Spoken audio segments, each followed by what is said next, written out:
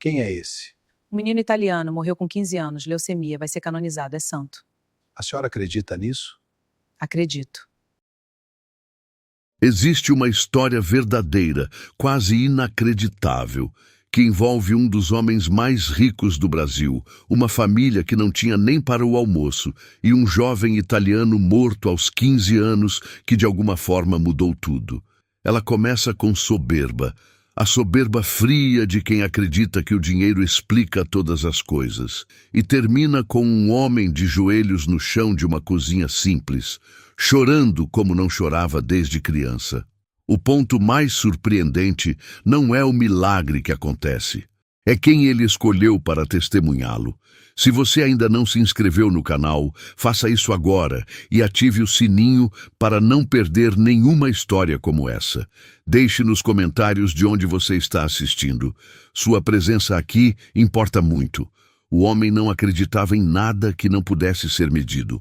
Rodrigo Cavalcanti tinha 53 anos, cabelos grisalhos cortados com precisão cirúrgica e um relógio no pulso que valia mais do que a maioria dos brasileiros ganhava em 2 anos. Ele havia construído seu império sozinho, ou assim gostava de repetir em entrevistas, seminários motivacionais, nas páginas dos livros que escrevera sobre sucesso, disciplina e racionalidade. Começara do nada na periferia de Fortaleza, vendera balas na escola primária, consertara bicicletas aos 12 anos e aos 38 dirigia um dos maiores grupos de tecnologia financeira do país.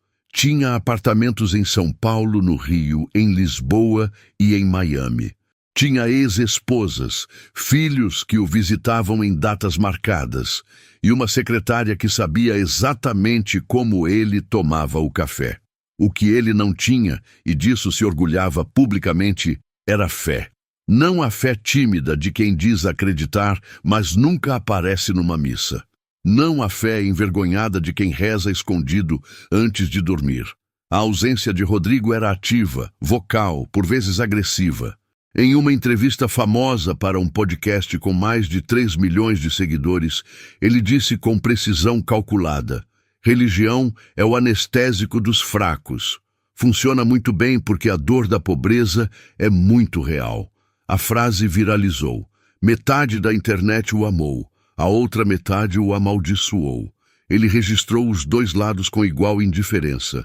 Nas suas palestras pelo Brasil, quando alguém levantava a mão e perguntava sobre espiritualidade, sobre propósito, sobre Deus, Rodrigo respondia com uma paciência didática que era, na verdade, uma forma refinada de desprezo.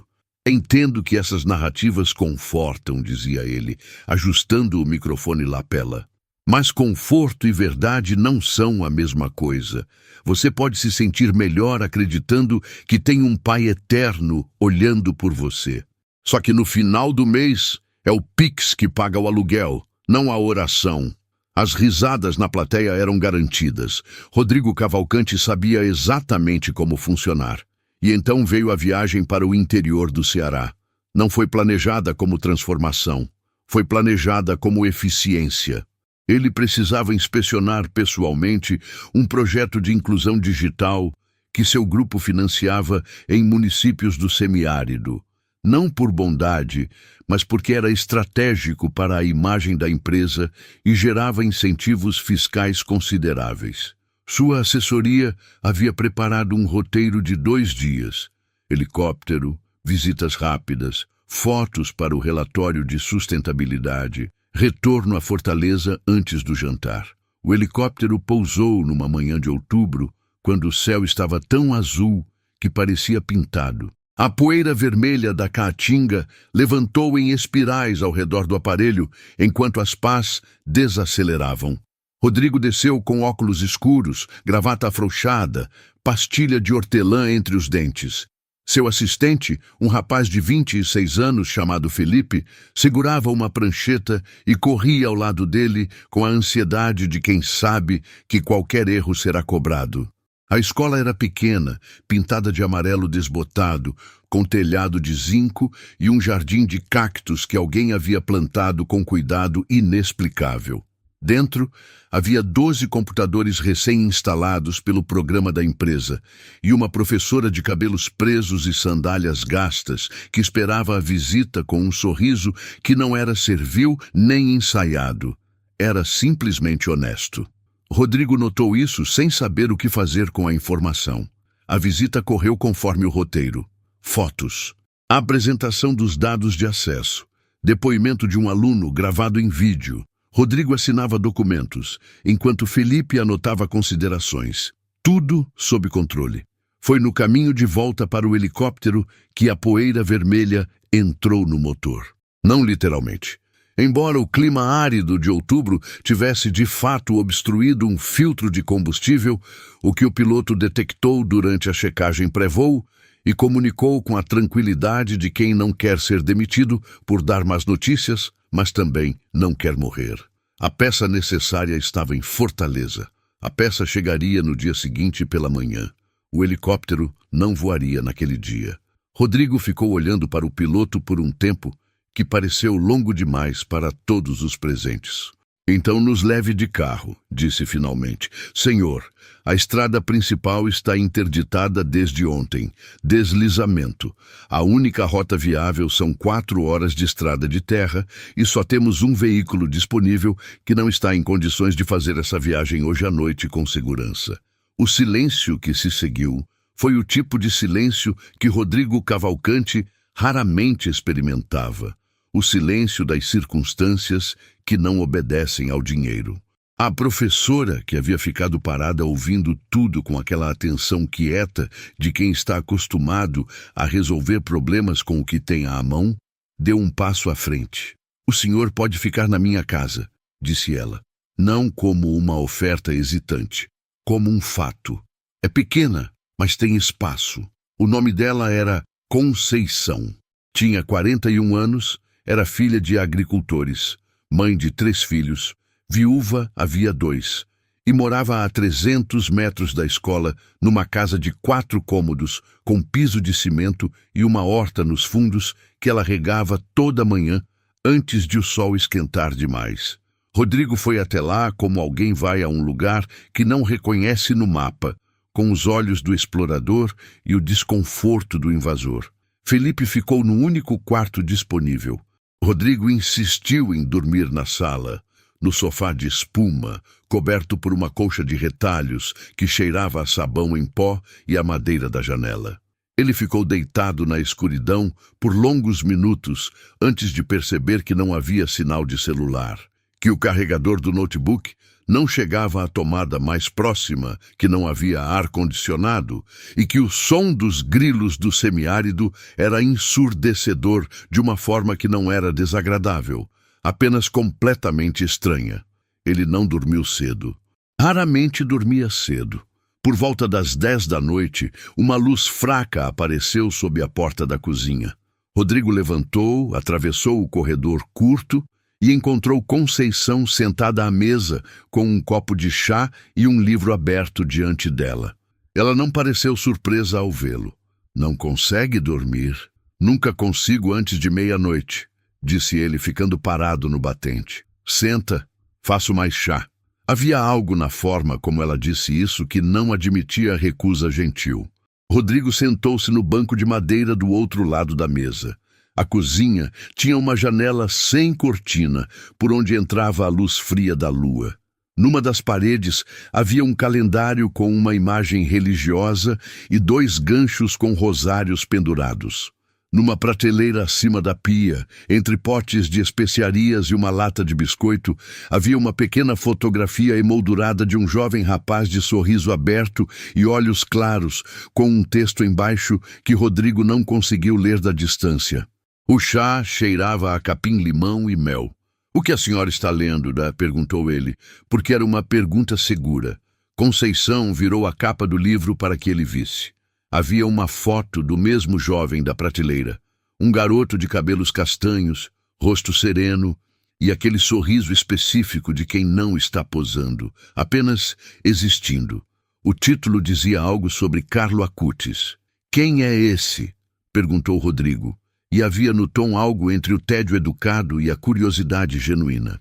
Um menino italiano, disse Conceição, com a mesma naturalidade com que diria qualquer coisa. Morreu com 15 anos de leucemia em 2006. Vai ser canonizado. É santo. Rodrigo olhou para ela por um segundo, depois para a foto, depois de volta para ela. A senhora acredita nisso? Não era uma pergunta.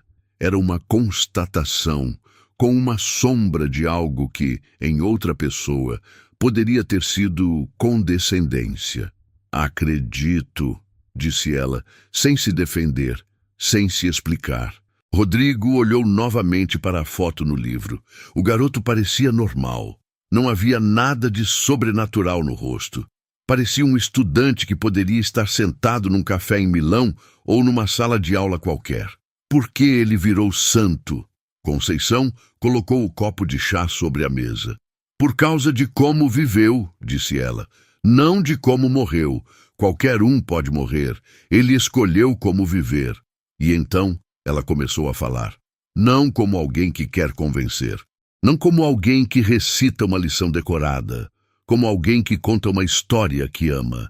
Ela disse que Carlo Acutis havia nascido em Londres em 1991, filho de uma família italiana abastada, e que desde criança havia demonstrado uma fé que não tinha nada de forçado nem de obrigatório, que ele ia à missa todos os dias não porque seus pais mandavam, seus pais na verdade eram pouco praticantes no começo, mas porque queria, que ele dizia que a Eucaristia era a sua autoestrada para o céu.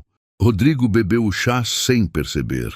Conceição disse que Carlo era também um nerd de computação, que programava desde os 11 anos, que adorava videogames, que tinha amigos normais, que ria muito, que trazia mendigos para comer em sua casa, que defendia os colegas que eram intimidados na escola, que usava sua habilidade com tecnologia para criar um site documentando milagres eucarísticos ao redor do mundo, reunindo centenas de casos com precisão quase científica, fotografias, análises históricas. Que nunca quis ser famoso, que quando lhe perguntavam por que fazia aquilo, respondia que todos são únicos aos olhos de Deus, mas que as pessoas desperdiçam essa unicidade tentando ser a cópia de outros. Ele disse uma coisa que nunca mais saiu da minha cabeça, disse Conceição, e pela primeira vez ela olhou diretamente para Rodrigo com uma intensidade quieta.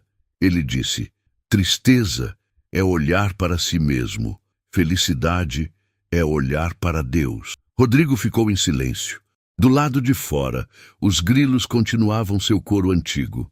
A senhora perdeu o marido, disse Rodrigo, porque havia visto a foto dele na parede da sala, e porque havia algo no rosto de Conceição que não era tristeza, mas era parente próximo dela. 2 anos atrás, acidente de trabalho, era pedreiro, e a senhora ainda acredita. Mais do que antes. Rodrigo inclinou a cabeça levemente. Isso não faz sentido. Faz todo o sentido, disse ela com uma suavidade que não era ingenuidade. Quando você perde tudo, você descobre o que de fato existe. Eu poderia ter perdido minha fé também, mas foi a única coisa que não caiu. Então eu soube que era real. Ele quis responder com alguma das frases que usava em palestras. As frases sobre viés de confirmação, sobre o comfort bias cognitivo, sobre a função evolutiva da religião como mecanismo de sobrevivência social. Ele conhecia os argumentos de cor, podia recitá-los dormindo.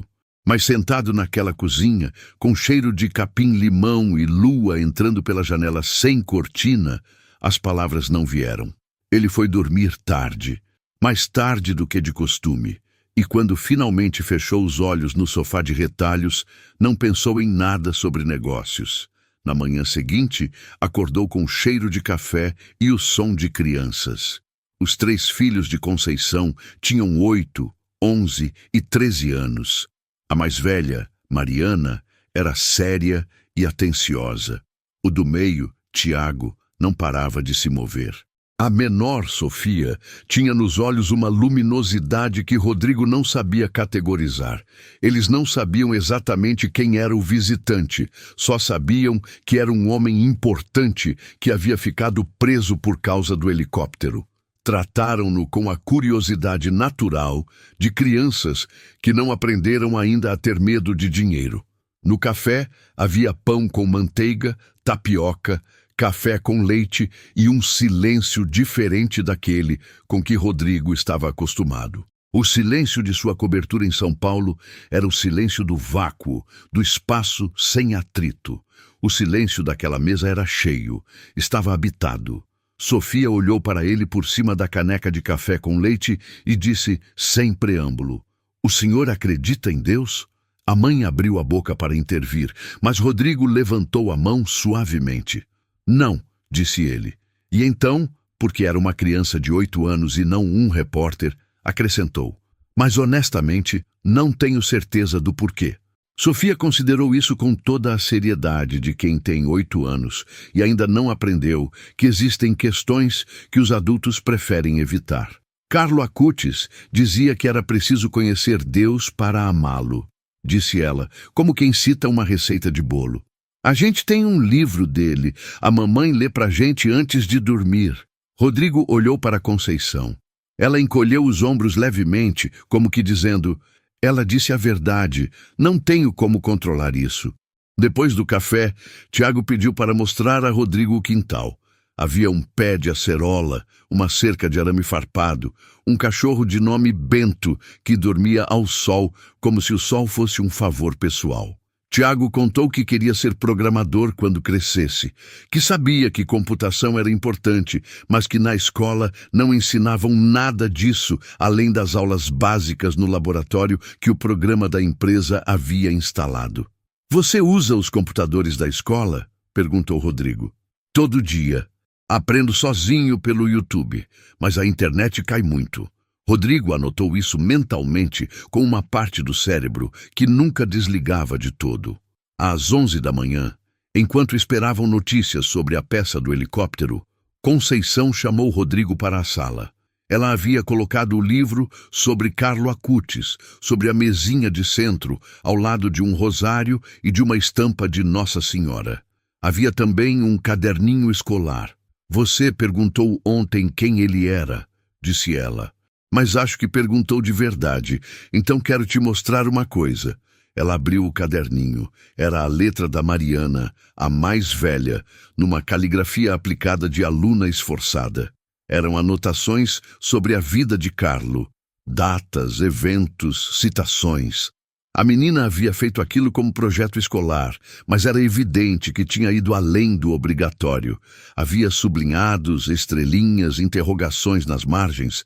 Uma das páginas tinha uma lista com o título escrito em maiúsculas, o que Carlo dizia. Rodrigo leu em silêncio. "Todos nascem como originais, mas muitos morrem como cópias. O quanto mais Eucaristia recebemos, mais nos tornamos como Jesus. A tristeza vem de olhar para si mesmo. A alegria vem de olhar para Deus. Ofereço ao Senhor todos os sofrimentos que precisarei suportar pela minha morte, para que o Papa e a Igreja não sofram." Rodrigo ficou parado na última frase por mais tempo do que nas outras. Carlo havia escrito isso quando soube que tinha leucemia. 15 anos. Leucemia.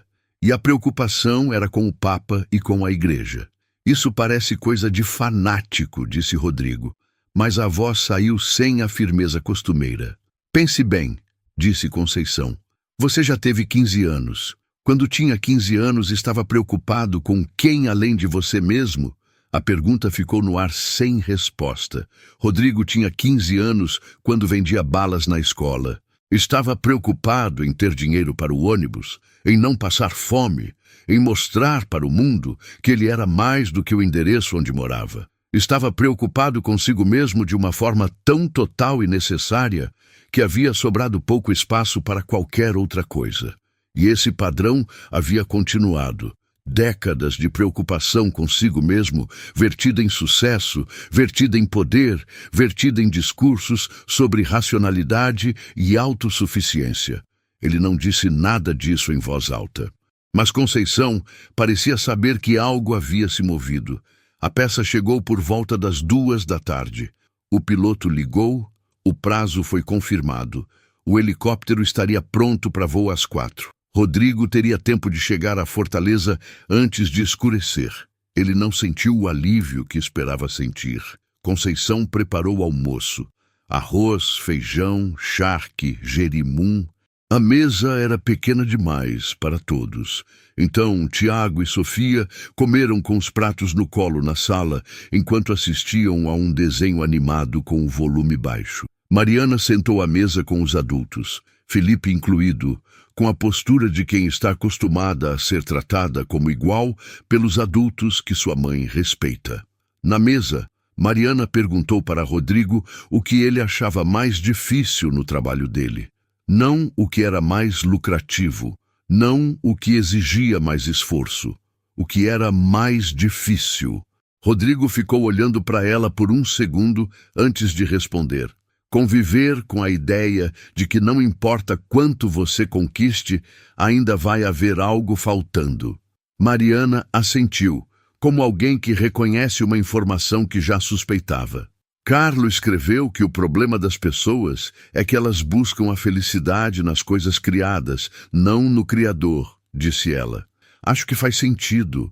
As coisas criadas sempre acabam. Você tem quantos anos? Perguntou Rodrigo. 13. Fala como se tivesse 30. Mamãe me ensinou que a gente não tem tempo a perder sendo ingênua. Rodrigo olhou para Conceição. Ela estava comendo com aquela tranquilidade que ele havia notado desde o início e que agora conseguia nomear melhor. Não era passividade. Era a calma de quem já escolheu onde ficar e não precisa mais debater essa escolha com o mundo. Antes de ir embora, Rodrigo pediu para ficar um momento sozinho na sala. Era um pedido estranho, e todos perceberam, mas Conceição apenas disse que estava na cozinha se precisasse de algo. Ele ficou em pé no meio da sala pequena. A colcha de retalhos estava dobrada no sofá onde havia dormido. O rosário ainda estava pendurado no gancho. A fotografia de Carlo Acutis estava na prateleira acima da pia, visível pela janela da sala que dava para a cozinha. Rodrigo não era o tipo de homem que ficava em pé no meio de salas pequenas sem saber o que fazer com as mãos. Mas ficou. Havia algo naquele espaço que ele não conseguia definir com nenhuma das linguagens que conhecia. Não era pobreza. Ele havia visto pobreza e sabia distingui-la do que estava vendo. Aquilo não era ausência. Era uma espécie de presença que não dependia de nenhuma aquisição para existir. Como se aquelas paredes simples de cimento, aquele piso sem acabamento, aquela janela sem cortina, guardassem algo que seus apartamentos de 3 andares em São Paulo não tinham conseguido acumular em 20 anos de sucesso. Ele pensou em Carlo Acutis, um garoto de 15 anos que programava computadores, jogava videogame, ia à missa todos os dias, trazia mendigos para comer em sua casa e morreu preocupado com a igreja antes de si mesmo.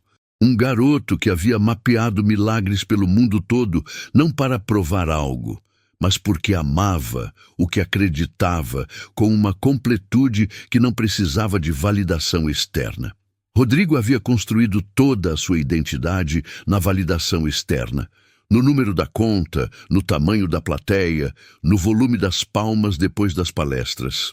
E havia chamado isso de racionalidade, havia chamado isso de liberdade. Mas uma família que não tinha cortina na janela havia dormido mais em paz do que ele em qualquer um dos seus quartos, com blackout e colchão de última geração. Ele saiu da sala. Conceição estava na cozinha lavando os pratos. Ele ficou parado na porta. "Posso levar o livro?" perguntou. "Eu devolvo. Mando pelos correios."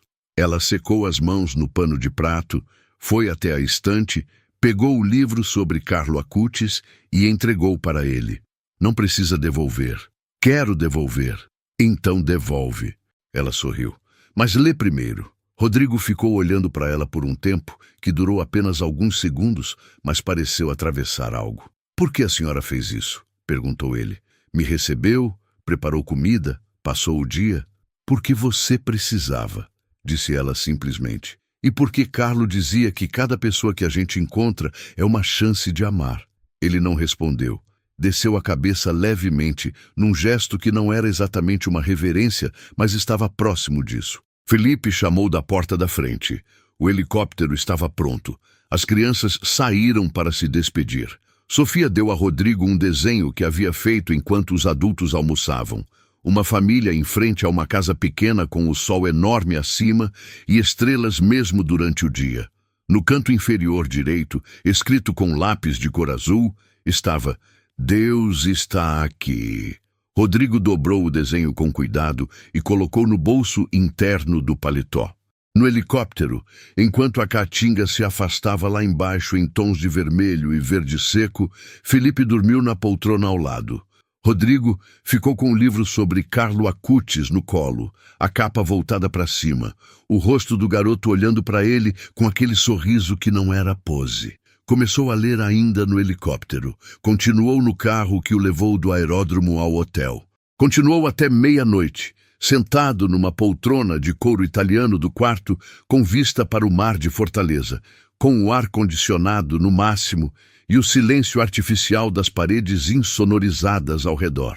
Carlo havia escrito, pouco antes de morrer: "Estou feliz de morrer, porque vivi minha vida sem desperdiçar nem mesmo um minuto em coisas que não agradam a Deus". Rodrigo leu essa frase 3 vezes. Não tinha respostas para ela, mas as perguntas que ela criava eram diferentes das que ele estava acostumado a fazer. Eram perguntas que apontavam para dentro. Nos dias seguintes, em São Paulo, ele continuou lendo.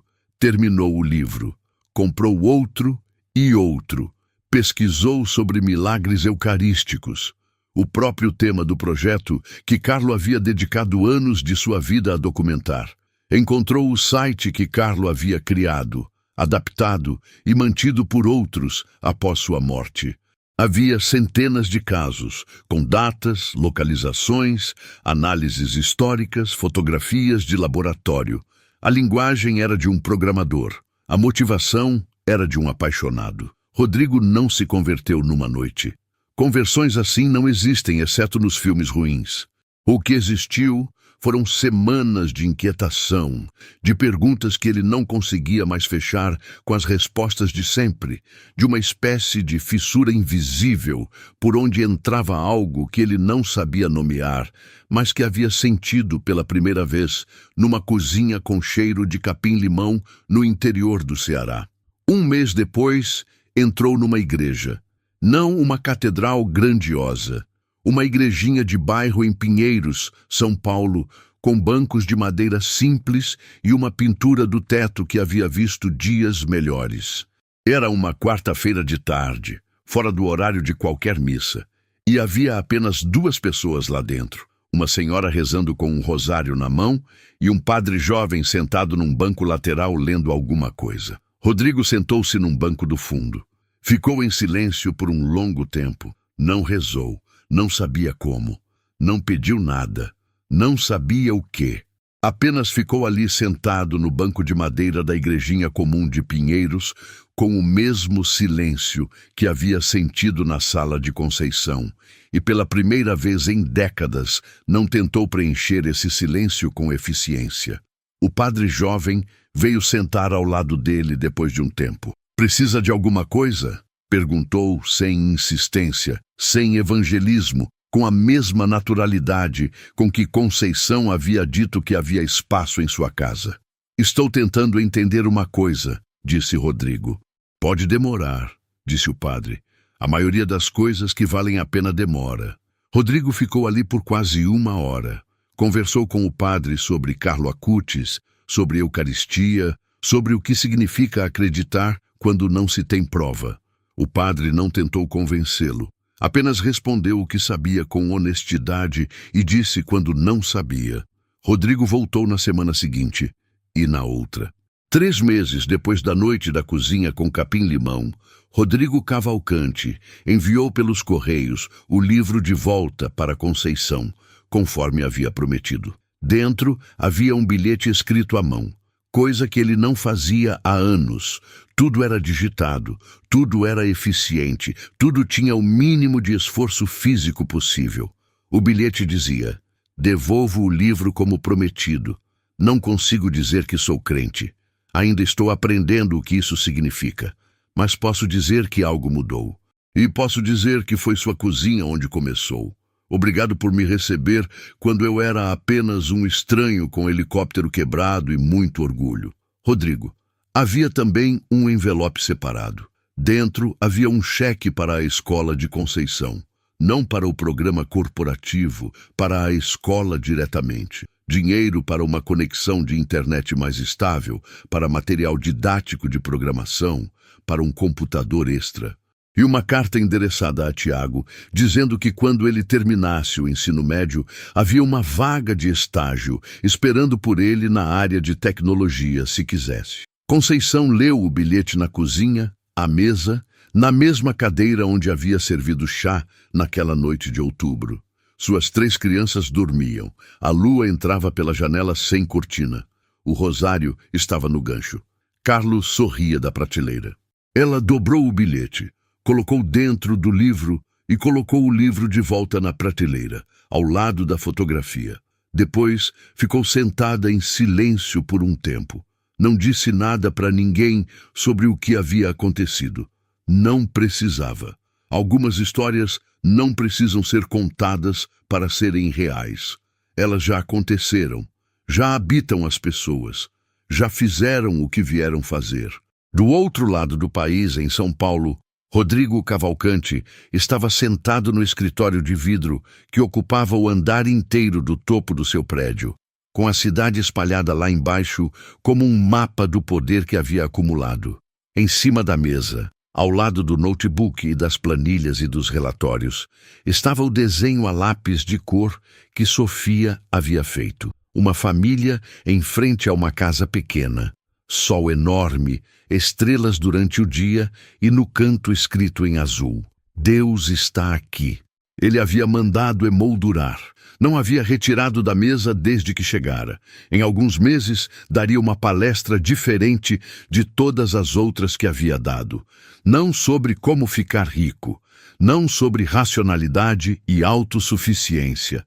Sobre um garoto italiano de 15 anos que havia entendido algo que um milionário de 53 levou a vida inteira para começar a intuir, que a grandeza de uma vida não se mede pelo que se acumula, mas pelo que se distribui. Não apenas dinheiro, embora o dinheiro também, mas presença, atenção, o gesto simples de estar disponível para quem aparece na sua porta com um helicóptero quebrado e muito orgulho. Nessa palestra, pela primeira vez em 20 anos de palco, Rodrigo Cavalcante choraria na frente de uma plateia. Não de vergonha, de reconhecimento. A diferença entre os dois é tudo. Carlo Acutis disse uma vez que a meta da sua vida era o paraíso. Não a fama, não a riqueza, não o reconhecimento. O paraíso. E que o caminho para lá passava pela Eucaristia, pela compaixão com os pobres, pela fidelidade a quem se é de verdade, sem cópias, sem máscaras, sem desperdiçar nenhum minuto em coisas que não valem. Um milionário que havia passado décadas chamando fé de anestésico dos fracos aprendeu, numa noite de outubro, no semiárido do Ceará, que a fraqueza que ele havia combatido a vida toda era exatamente a incapacidade de precisar de algo além de si mesmo. E que a força real, a força que sustenta quando o helicóptero não decola e a estrada desliza e as respostas de sempre não chegam, essa força não estava em nenhuma das planilhas que havia criado. Estava numa cozinha pequena, numa xícara de chá, na voz de uma viúva que havia perdido o marido e não havia perdido Deus. No sorriso de uma criança de 8 anos que perguntava o que os adultos evitam. E num garoto italiano que viveu apenas 15 anos, mas de uma forma tão intensa, tão generosa, tão completamente voltada para fora de si mesmo, que 2 décadas depois ainda movia as peças da vida de pessoas que nunca o haviam conhecido. É isso que acontece quando uma vida é bem vivida. Ela não termina. Ela continua se espalhando. Como luz, como cheiro de capim-limão numa cozinha de cimento, como um sorriso numa prateleira ao lado de especiarias, como uma pergunta de 8 anos que não sai mais da cabeça de um homem que acreditava não precisar de respostas que não pudesse medir. Algumas coisas não se medem, apenas se reconhecem, e quando você as reconhece, não tem como fingir que não viu. Se essa história tocou seu coração, inscreva-se no canal agora e ative o sino para não perder nenhuma narrativa como essa. Deixe nos comentários de onde você está assistindo. Sua presença aqui faz parte dessa história também.